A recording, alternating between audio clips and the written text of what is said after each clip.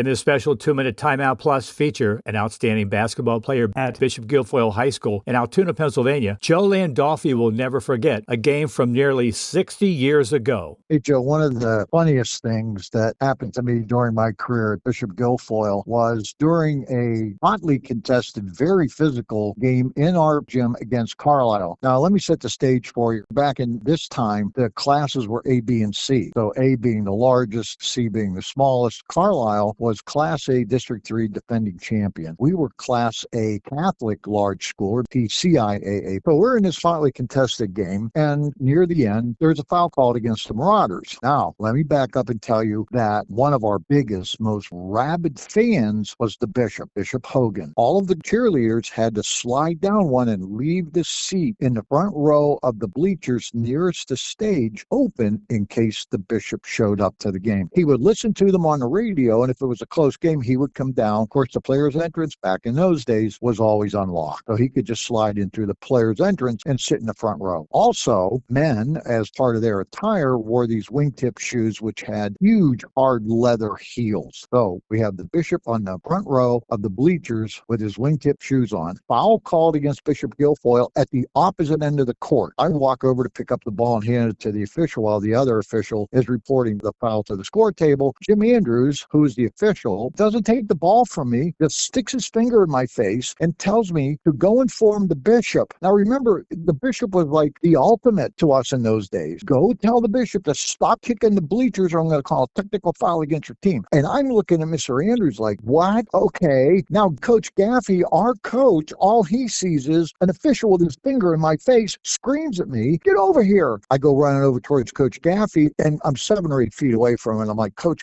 no, listen, I'm supposed to tell the Bishop. As soon as I got supposed to tell the Bishop out of my mouth, Gaffey folds his arms across his chest, starts walking away from me, looks over his shoulder at me and says, good, you go tell him whatever. Now you got to envision this. 9 boys at the far end of the court. I'm in the corner of the court by the stage in Guilfoyle Gym with a kind of at an obtuse angle with my back to mid-court. Excellency. Now he does know me. In all fairness, Bishop Hogan does know who I am. Excellency, please stop kicking the bleacher. Because what he was doing was picking his feet up off the floor, slamming those wingtip heels into the bottom wood of the bleacher, which makes a hellacious racket. And he was doing it throughout the time that he was in the gym whenever there was a foul called against the Marauders and he didn't agree with. Well, this particular time, he really was kicking those things. And I'm down there, Excellency, please stop kicking the bleachers. The officials are going to call a technical foul against the Marauders if you keep doing it. He looks at me and goes, they wouldn't dare do that. I was, oh, now what am I? I'm like, yeah, Excellency, I'm pretty sure they will, please. So I'm looking over my shoulder now, trying to figure out where's the play. Were we inbounding the ball? What's happening? Here comes a Carlisle kid because he looks down here, sees me in our offensive corner thinking, yeah, I'm going to go guard this guy. And I'm like, Excellency, I got to go. But please